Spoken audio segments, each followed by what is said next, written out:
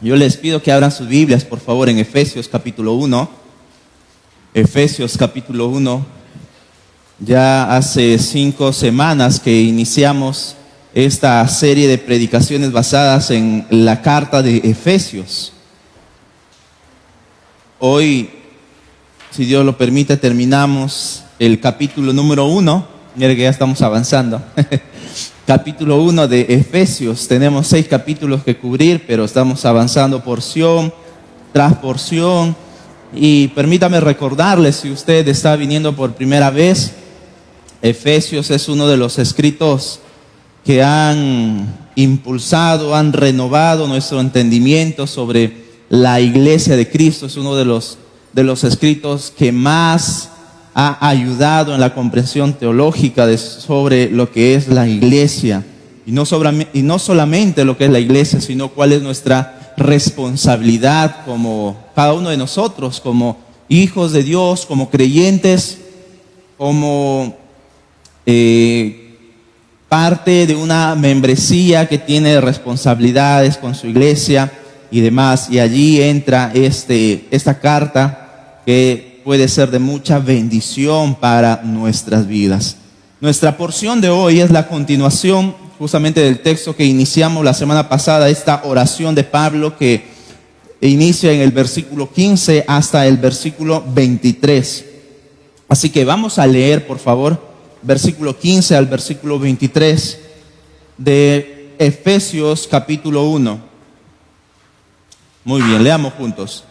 Por esta causa también yo, habiendo oído de vuestra fe en el Señor Jesús y de vuestro amor para con todos los santos, no ceso de dar gracias por vosotros, haciendo memoria de vosotros en mis oraciones, para que el Dios de nuestro Señor Jesucristo, el Padre de gloria, os dé espíritu de sabiduría y de revelación en el conocimiento de Él, alumbrando los ojos de vuestro entendimiento, para que sepáis cuál es la esperanza a que Él os ha llamado y cuáles las riquezas de la gloria de su herencia en los santos, y cuál la supereminente grandeza de su poder para con nosotros los que creemos, según la operación del poder de su fuerza, la cual operó en Cristo, resucitándole de los muertos y sentándole a su diestra en los lugares celestiales, sobre todo principado y autoridad y poder y señorío, y sobre todo nombre que se nombra no solo en este siglo, sino en el venidero.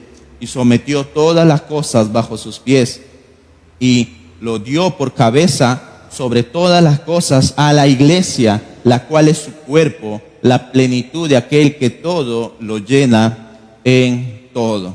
Esta es una porción de la oración del apóstol Pablo que está haciendo a favor de la iglesia de los Efesios. La primera parte que nosotros estuvimos viendo la semana pasada, solamente pudimos ver 3 versículos o 4 versículos, versículo 15 al versículo 18.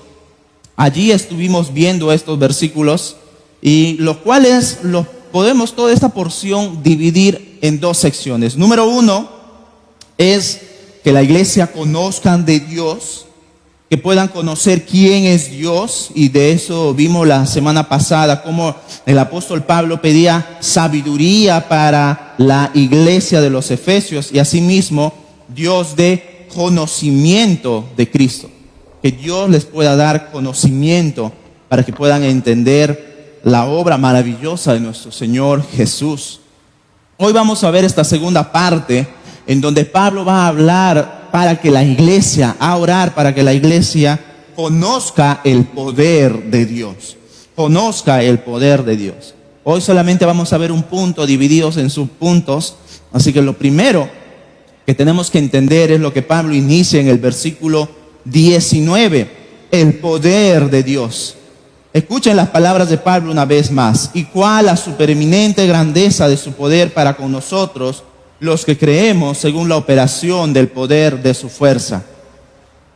Pablo, mis hermanos, en este texto va a usar unas palabras que son muy sinónimas, pero que apuntan o señalan a lo mismo. Y estas palabras son, que usted tiene allí en el versículo 19, supereminente, grandeza, poder, operación y fuerza. Son palabras sinónimas, solamente que son obviamente diferentes palabras. Diferentes palabras, pero que apuntan a lo mismo, señalan el mismo significado. Y solamente vamos a ver una breve descripción de algunas palabras que van a señalar el gran poder de Dios. Por ejemplo, la primera que Pablo inicia diciendo, y cuál a supereminente. Esta palabra supereminente es algo más allá de lo común. Es decir, supereminente no es ordinario, no es normal, es algo extraordinario. Y Pablo está orando para que la iglesia pueda entender y conocer cuál es ese poder único fuera de lo extraordinario que rompe las barreras para que la iglesia pueda descubrir el poder del Señor que ya le fue dado. Supereminente se usa para poder entender algo que no es común, algo que va mucho más allá de lo normal. Y rápidamente Pablo también va a usar allí otra palabra sinónima, grandeza. Grandeza. Uno pensaría que Pablo aquí está redundando, pero no, Pablo está usando muy bien sus palabras. Lo que él quiere enfatizar con grandeza es lo que nosotros entendemos en la actualidad con la palabra megatón. Megatón. ¿Ha escuchado de repente esta palabra en alguna ocasión? Bueno, en la actualidad se usa para hacer referencia a la bomba atómica.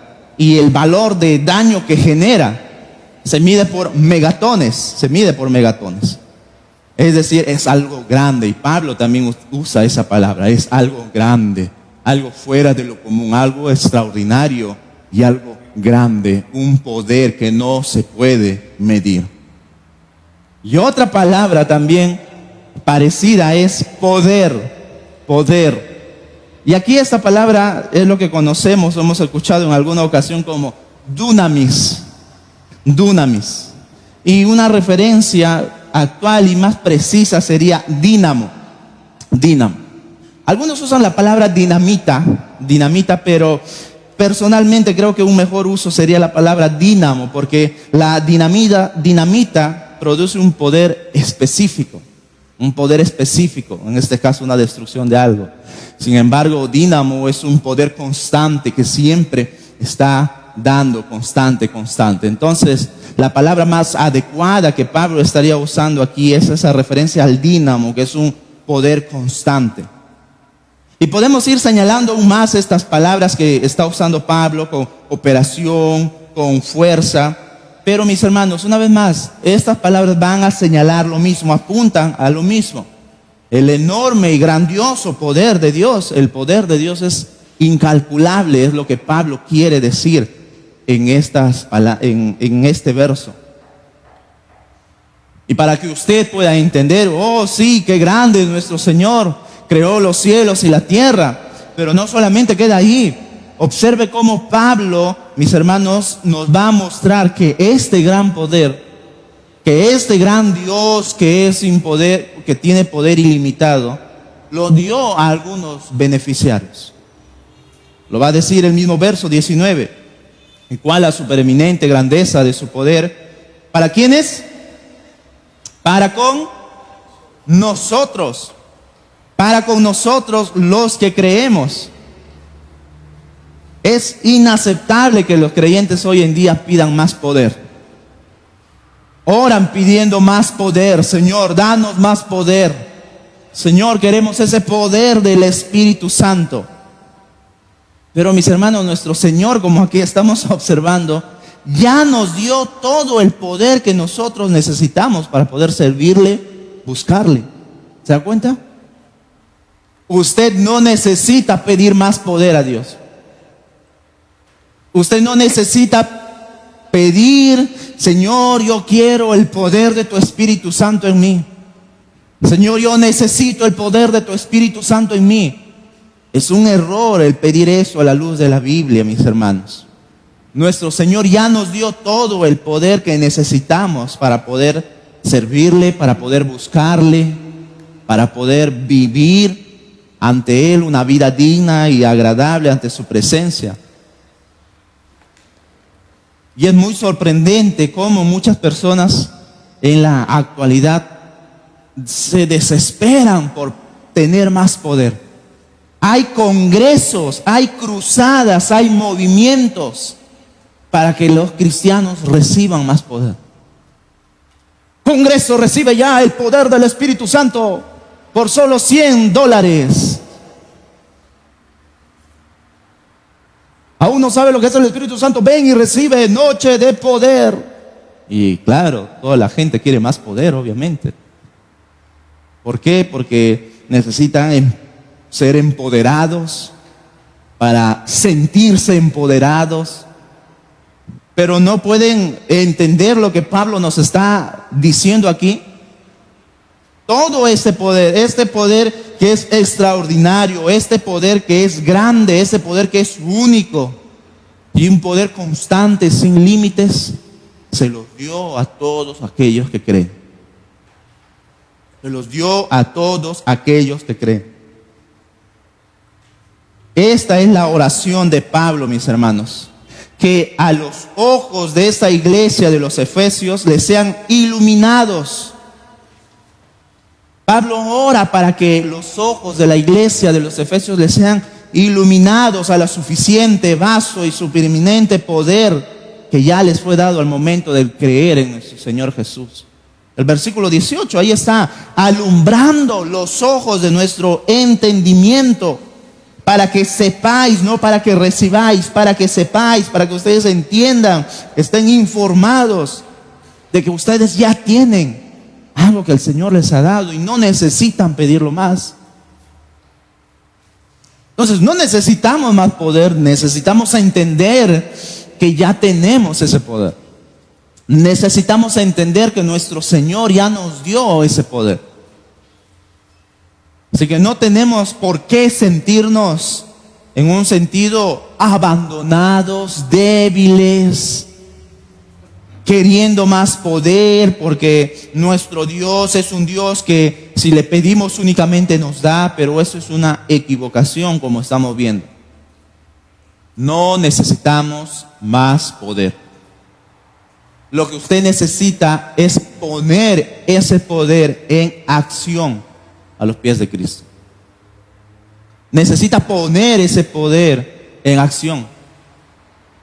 Servir al Señor, confiado de que Él ya le dio todo lo que usted necesita para ir tras Él.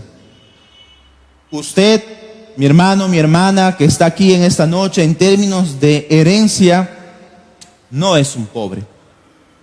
Usted no es un pobre, no es un mendigo.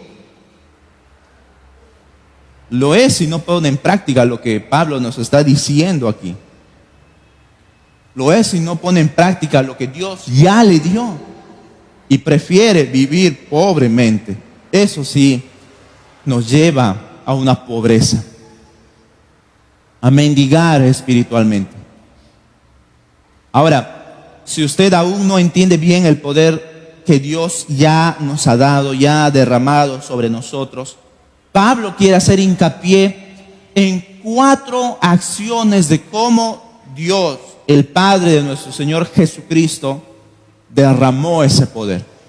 4 acciones, 4 ejemplos donde Pablo nos va a explicar la operación de ese poder. Y eso lo tenemos a continuación. Primero, ese poder fue el que resucitó a Cristo de entre los muertos. Versículo 20. La cual operó en Cristo resucitándole de los muertos. Observe nada más. Este gran poder de nuestro Señor, de nuestro Padre, de nuestro Dios, es el que resucitó a nuestro Señor Jesús. Este poder que nos presenta Pablo aquí no es algo que solamente debamos aceptar por una fe ciega. No es algo que podamos creer de una manera con ceguera solamente. Mis hermanos, este suceso que tenemos aquí, la resurrección de nuestro Señor Jesucristo, ya ocurrió, se cumplió, es un hecho. Hubo testigos claves para verificar la resurrección de nuestro Señor Jesucristo. Hubo testigos que dieron validez que el Señor Jesucristo se levantó de entre los muertos. Y por eso Pablo quiere decir, bien claro, lo cual operó en Cristo, resucitándole de los muertos. De allí es que le sacó nuestro Señor, nuestro Padre. Qué hermoso, mis hermanos, porque tan grande ese es el poder de nuestro Dios, que resucitó a su Hijo de la tumba. ¿Se da cuenta? Resucitó a su Hijo de la tumba. Y esa es la clave de nuestra fe. Esa es la clave de lo que nosotros creemos y estamos o debemos estar dispuestos a dar nuestra vida. Pablo mismo va a decir en capítulo 15 de 1 Corintios, dice: y si Cristo no resucitó, vana es entonces nuestra predicación, vana es también vuestra fe. La resurrección de Cristo es la punta, es la cima de nuestra fe. Está anclada en esta gran verdad que el Señor Jesús resucitó de entre los muertos, mis hermanos. Si Cristo no resucitó, sería la mentira más grande jamás contada. La mentira más grande que pudo haber mentido o engañado a miles de personas. A miles, millones de personas. Pero gracias a Dios que no es así. Nuestra fe es segura porque Dios resucitó a su Hijo. ¿Usted lo cree?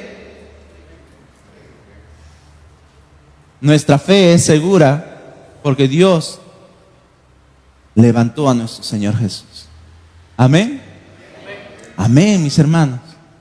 Amén. Iba a decir Alá, a ver si decían todos amén. A ver si ahí sí se despiertan. Esa gran fe que nosotros tenemos en nuestro Señor Jesucristo, nuestra fe, nuestro gran movimiento alrededor de todo el mundo y que allí también estamos nosotros, está cimentada en la verdad de que el Señor Jesucristo murió.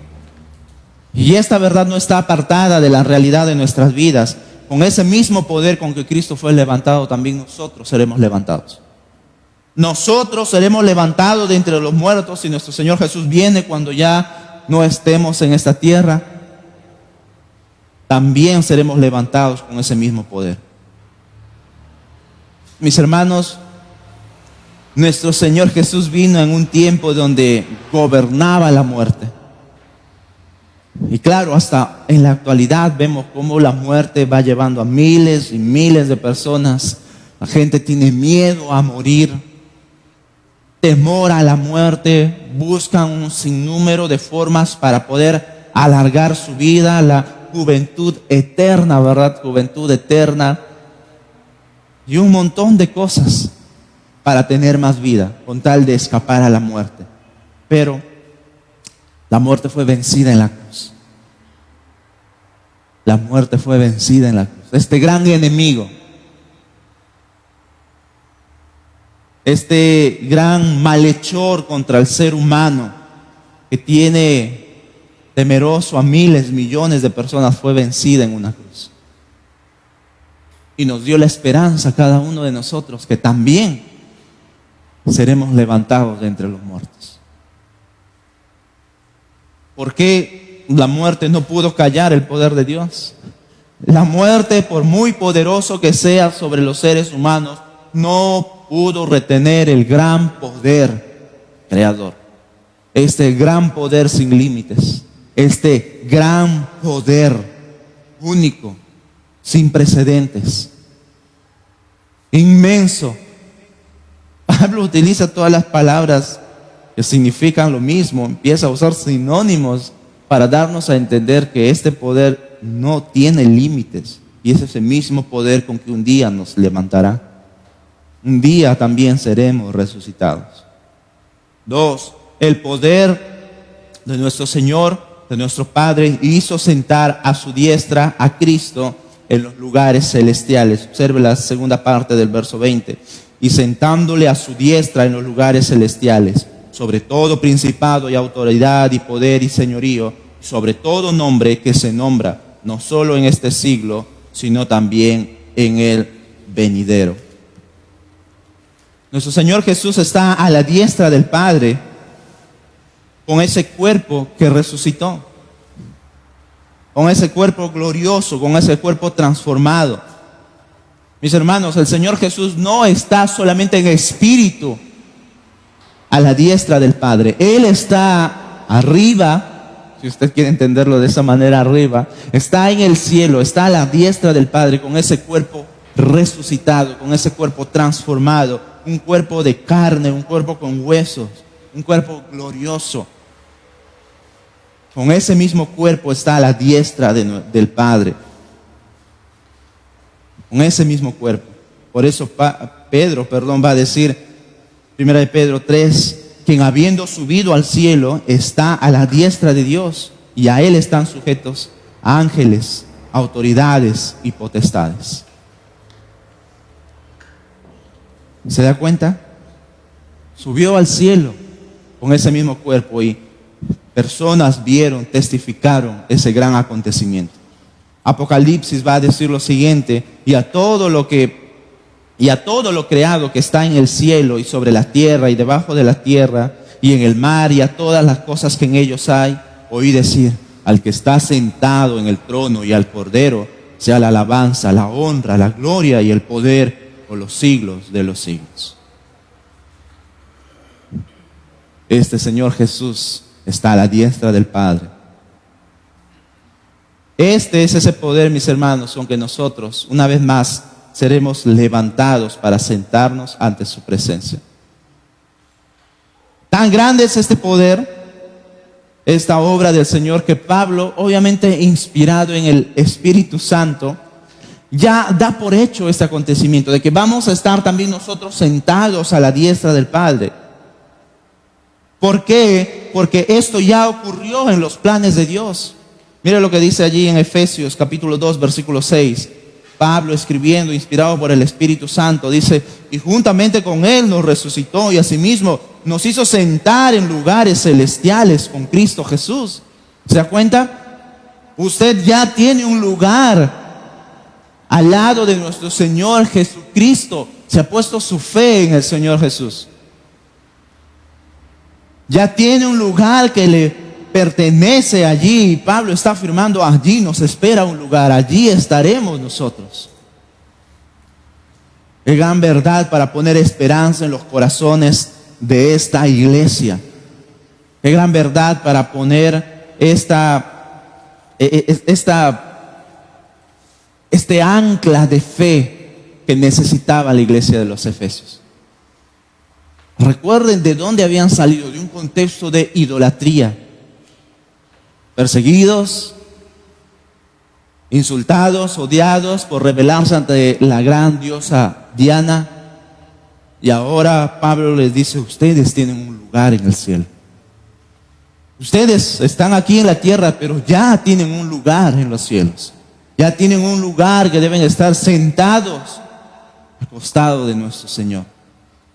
Dentro de los planes de Dios, esto ya aconteció, mis hermanos. Y allí también estaremos nosotros. Y allí también está nuestro lugar. Imagínense, allí también está nuestro lugar. Lo siguiente que hizo el poder de nuestro Padre es que sometió todas las cosas bajo los pies de Cristo. Versículo 22. Y sometió todas las cosas bajo sus pies y lo dio por cabeza sobre todas las cosas a la iglesia. Hasta allí nada más. Juntamente con este hecho de sentarse a la diestra está el poder que le corresponde a ese Señor. Que todas las cosas sean sometidas bajo sus pies. Este Jesús tiene el derecho de gobernar sobre la tierra. Es lo que dice el versículo 21. Sobre todo principado y autoridad y poder y señorío y sobre todo nombre que se nombra, no solo en este siglo, sino también en el venidero. Jesús tiene derecho a gobernar sobre todo principado, sobre toda jurisdicción que haya en esa tierra, sobre toda autoridad, sobre toda facultad, sobre toda potestad debajo de este cielo, sobre todo poder, fuerza que se levanten en este mundo. Él tiene autoridad sobre ellos, sobre todo señorío. Cualquiera que reclame dominio sobre algo, el Señor tiene dominio sobre ello primero. Y Pablo, para concluir esta porción de que no hay nada que se le escape al Señor, quiere ser claro y enfático. Y sobre todo nombre que se nombra en este siglo y en el venidero. Él reclama todo lo que es suyo. Hace referencia a todo tipo de poder en todos los tiempos. En todos los tiempos. No hay nada que pueda escapar de Él. Si hay algo que pueda ser gobernado, Él lo gobierna primero. Si hay algo que debe ser dirigido, Él lo hace primero. Si hay algo o alguien que quiere reclamar autoridad, Él lo hace primero. Sobre todo. Porque todo le pertenece a este Señor Jesús. Todo le pertenece a Él. Jesús, mis hermanos, reclama autoridad sobre todos, incluso sobre todas las huestes celestiales, es decir, las huestes angelicales. Pablo va a hablar un poco más sobre ello en el capítulo 6 de esta carta. Incluso Pablo quiere dejar claro de que estas huestes celestiales, estas huestes angelicales como las del mal, es decir, satánicos, están bajo los pies de Cristo. Todos tipos de poder angelical o poder satánico están ante los pies de Cristo. Todo se rinde ante Él. No hay nada que Él no pueda gobernar. Como alguien dijo, no hay ningún átomo que no se someta a la autoridad de su Creador. Ninguna partícula, ningún átomo, ninguna célula puede decir, yo no quiero hacer esto. Todo está hecho conforme a lo que lo estableció su Señor, su Creador. ¿Por qué? Como dice el versículo 21 o 22, porque todo está sometido bajo sus pies. Todo está sometido bajo los pies de nuestro Señor Jesucristo. Ese es su derecho. Eso es lo que le corresponde como un hijo. Por estar a la diestra del Padre, que significa autoridad, que significa poder, el heredero de todo. Y por último, Pablo quiere darnos a conocer que ese poder de nuestro Señor Jesucristo, que ese poder de nuestro Padre, puso a Cristo como cabeza de la iglesia por sobre todas las cosas. 22, segunda parte. Y lo dio por cabeza sobre todas las cosas a la iglesia, la cual es su cuerpo, la plenitud de aquel que todo lo llena en todo. Creo que esta es una de las afirmaciones más importantes de esta carta y también de toda la palabra de Dios. Cristo es la cabeza de la iglesia. Cristo es la cabeza de la iglesia. Y esta afirmación es obvia porque todo lo anterior que Pablo viene mencionando nos va llevando a esta verdad. Si el Padre lo resucitó, si el Padre le dio todo tipo de autoridad, si el Padre lo puso a su diestra para que pueda ser el heredero del todo, el amo y Señor y gobierna por todo, claro que Él también es cabeza de la iglesia. Si este Dios, este Jesús gobierna todo, pues también tiene que ser el que dirige, el que gobierna sobre la iglesia. Él es la autoridad de control y dirección sobre su cuerpo. Él, la cabeza. Él es el que dirige todo lo que hay en su cuerpo, que es la iglesia. Un artículo católico afirma lo siguiente: Cristo es la cabeza espiritual de la iglesia y el Papa es la cabeza física de la iglesia aquí en la tierra. Esta afirmación ha estado por mucho tiempo sobre la iglesia católica y obviamente consideran al Papa como la cabeza, el representante aquí en la tierra de toda la iglesia. De toda la iglesia. Y él es el que dirige, y el Papa es un hombre que no puede equivocarse, que cualquier cosa que diga debe ser considerada como inspiración. Es así como funciona en la Iglesia Católica, mis hermanos, pero esto es un error, es una equivocación, es una herejía afirmar que el Papa puede ser cabeza aquí en la tierra de la Iglesia. La autoridad de Cristo como cabeza está en todos los ámbitos, está en todos los ámbitos, tanto espiritual como terrenal. Nadie puede suplantar este título que le pertenece solo a Cristo. Este título le fue otorgado al Señor Jesús directamente por Dios y Padre, como dice el versículo 1, el capítulo 1, versículo 3. Bendito sea el Dios, es el Dios y Padre de nuestro Señor Jesucristo. Él, el Padre, es el que dio este título, y Pablo empieza desarrollando en esa gran verdad. El Padre es el que viene haciendo una gran labor, y el Padre es el que le da este título a Cristo. Él es la cabeza de la iglesia. Ningún hombre, por lo tanto, ningún hombre tiene derecho a suplantar lo que es del Hijo.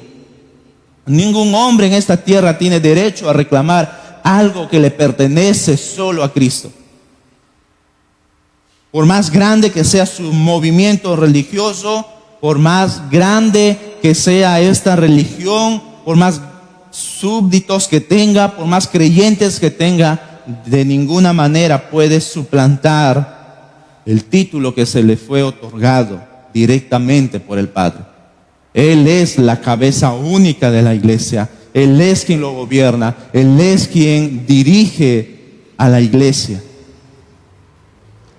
Sabemos que en nuestra cabeza está todo el control de nuestro cuerpo, ¿verdad? Todo el control de nuestro cuerpo. Sin la cabeza, nuestro cuerpo no funciona. Imagínense, sin la cabeza, nuestro cuerpo no funciona, aunque algunos parece que funcionan sin cabeza, pero no es así. Todo funciona en la cabeza, mis hermanos. La cabeza es el mando, la cabeza es el centro de control, la cabeza es el que está dirigiendo todo el cuerpo. Todas las partes de nuestro cuerpo están sujetas a la autoridad que está en la cabeza. Todo el mando, el centro de control está en nuestra cabeza, que mandan un sinnúmeros, miles y millones de corrientes eléctricas en nuestro cuerpo para que puedan funcionar, información a través de nuestro cuerpo, para que podamos parpadear sin darnos cuenta, para que podamos respirar sin darnos cuenta. En la noche, mientras usted está inconsciente, usted está respirando. Se supone que por la nariz, aunque otros ya pasan locomotoras, ¿verdad? Ya ahí está fallando algo, el centro de comando. Pero imagínese usted, todo está organizado de tal manera que nuestra cabeza está dirigiendo todo, nuestro cerebro, mejor dicho. Es el centro de control. Pero observe la afirmación maravillosa que Pablo va a hacer a continuación. Dice, y lo dio por cabeza sobre todas las cosas a la iglesia, la cual es el cuerpo. La iglesia es el cuerpo, entonces. La plenitud de aquel que todo lo llena en todo. Vamos por partes. La iglesia es el cuerpo, Pablo está afirmando aquí. Más adelante Pablo también va a hablar sobre el cuerpo. Pero este cuerpo, mis hermanos, este cuerpo, dice la palabra de Dios, es la plenitud de aquel. La plenitud de aquel. Mis hermanos, lo que quiere decir Pablo aquí es que la iglesia complementa a aquel que es el Señor Jesús. La iglesia es el que complementa a aquel que es nuestro Señor Jesús. Nosotros, como iglesia, mis hermanos, somos el cuerpo de Cristo. Complementamos a Él, que es la cabeza. Tanto es así que el valor que el Señor Jesús puso a su iglesia, que nos hizo complementarios de Él. Ahora, yo no quiero, y digo eso para que se nos suba los humos, porque Pablo continúa diciendo, la plenitud de aquel que todo lo llena en todo. Sí, la iglesia complementa a Cristo, pero a la misma vez, Él, que es la cabeza, complementa todo. Complementa todo. Lo llena todo. Alguien dijo lo siguiente, para que podamos entenderlo un poco mejor. Este es el honor más sublime de la iglesia, que hasta el momento en que Él esté unido a nosotros, el Hijo de Dios se considere a sí mismo incompleto en alguna medida. Es un consuelo para nosotros enterarnos de que solo hasta que estemos en su presencia, Él poseerá todas sus partes y querrá ser considerado como completo. Y querrá ser considerado como completo. Mis hermanos, permítanme ser un poco más claros incluso. Jesús es perfectamente completo en todo. ¿Estamos de acuerdo con eso? Jesús es completamente perfecto en todo y no necesita de nadie ni de nada para hacerlo. Él es completamente perfecto en todo. Pero Él en su soberanía, en su poder, decidió que nosotros seamos su complemento. De que la iglesia sea su complemento. De tal manera que incluso Él se va a considerar completo en sí mismo cuando estemos con Él. Esto es algo sublime, como dice este escritor. Es un honor sublime para la iglesia el que podamos entender esto. ¿Por qué? Porque somos parte del pueblo de Dios. Somos aquellos que fueron comprados con su sangre. Y su cuerpo, una vez que esté con Él, nuestro Señor Jesús, como dice su palabra, prácticamente Él va a querer ser considerado completo hasta que su pueblo, su iglesia, su cuerpo esté con Él en su gloria. Sí, esto es una de las afirmaciones más sublimes de la Escritura. Para terminar, permítame hacer algunas solamente reflexiones sobre el que estamos viendo en esta noche. Si las cosas son así como la palabra dice, y son así obviamente, son así como la palabra de Dios, como la palabra de Dios dice, esto tiene algunas implicaciones para nosotros como iglesia. Primero, nosotros no tenemos derecho a cambiar o estipular cómo debe ser y hacer su iglesia. No tenemos ningún tipo de derecho o de autoridad para cambiar lo que el Señor Jesús estipuló para su iglesia. Cristo, en esa autoridad que le pertenece, decidió dar su autoridad o algo de su autoridad a pastores, a hombres, a seres humanos para que dirijan su iglesia. Dio algo de su autoridad. Dios no dio toda su autoridad. Dios dio algo. Y esto no les da ningún derecho a cambiar nada de lo que Él ha dicho que se haga con su iglesia que le pertenece a Él. No puede haber ningún representante supremo aquí en la tierra que sea considerado como cabeza de la iglesia, porque solo eso le pertenece a nuestro Señor Jesús. Las instrucciones son claras y han sido dadas a los pastores, a aquellos que dirigen la iglesia. Cómo debe ser la predicación, cómo debe vivir la iglesia con su prójimo, cómo la iglesia debe adorarle, cómo esta iglesia debe ser sal y luz ante un mundo, cómo esta iglesia debe anunciar el evangelio ante un mundo en decadencia moral, cómo la iglesia de Cristo debe ser como Él manda, que seamos santos y fieles, llevando la gracia y la paz de nuestro Dios. Como dice Efesios capítulo 1, versículo 1. Somos santos y fieles llamados a Él. Para cuando venga el príncipe de los predicadores, nuestro Señor Jesús, pueda ser entregado como una iglesia sin mancha. Pueda ser entregada a una iglesia fiel que predicó la palabra e hizo y cumplió todos los mandatos que Él dejó y estipuló en su palabra. Hay cosas que ningún hombre puede tocar. Tiene que ser fiel en la predicación, tiene que ser fiel en la vida comunitaria de la iglesia y animar y llevar y alentar esto a la iglesia. Y solamente Él las instauró de esa manera y así se tiene que hacer, mis hermanos. Él es la cabeza. Él, el Señor Jesús, es quien dirige y gobierna en su iglesia. No hay nadie que deba quitarle esa autoridad a lo que le pertenece solamente a Él.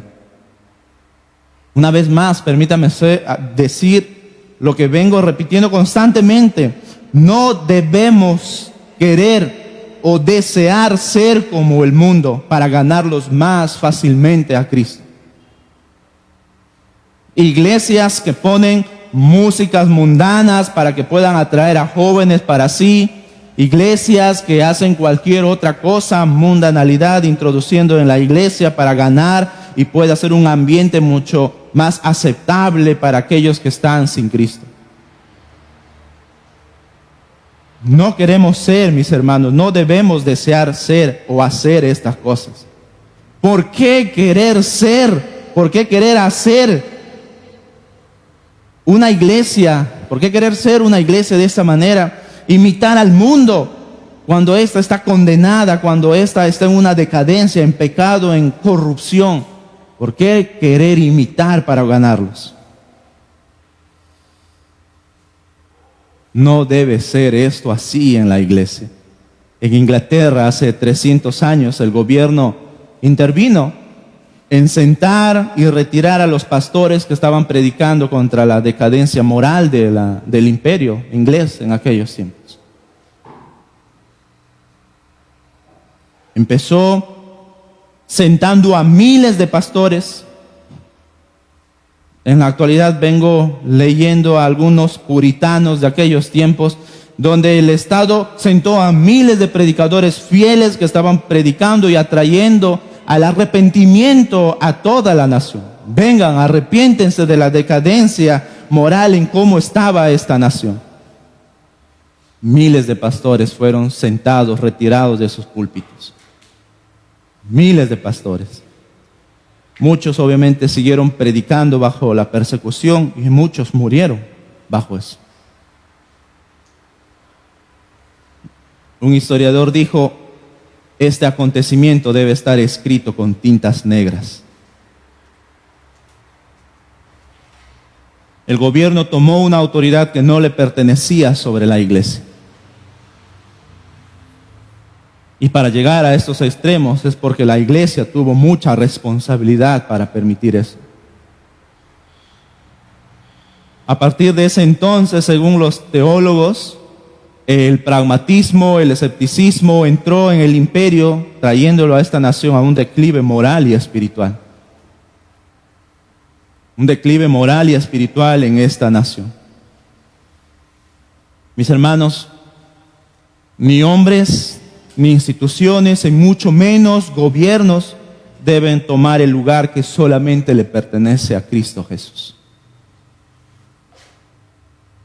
Esto es algo que debemos de predicar y anunciar, no solamente a los adultos, deben saberlo los adultos, los jóvenes, los adolescentes, hasta los mismos niños.